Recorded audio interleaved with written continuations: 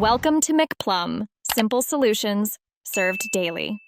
You begin by selecting yarn and hook that will give a breathable, flexible mesh. Make a small gauge swatch to confirm stitch size and drape. This prevents a baggy or stiff jacket. Once you have measurements, calculate chain length for the back panel and record target stitch counts. Cast on the foundation chain using an even number of stitches for the mesh pattern.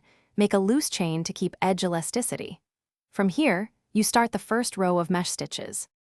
Continue by working the mesh stitch across the back panel and then split for front panels if your pattern requires. You alternate chain spaces with double crochets so the fabric stays open and airy. This creates the signature net look. When you reach armhole height, decrease or bind off evenly to shape sleeves, and then pick up stitches around the armhole to crochet sleeves in the round. Make sure to check measurements frequently and block panels flat as you go to finish, you seam shoulders and sides using an invisible mattress stitch so the mesh lines match.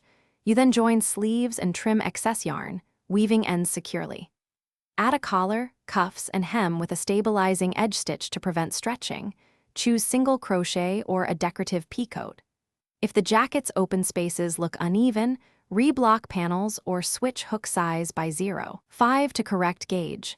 This troubleshooting step fixes fit and drape without redoing entire sections. Thanks for watching. Stay juicy and subscribe.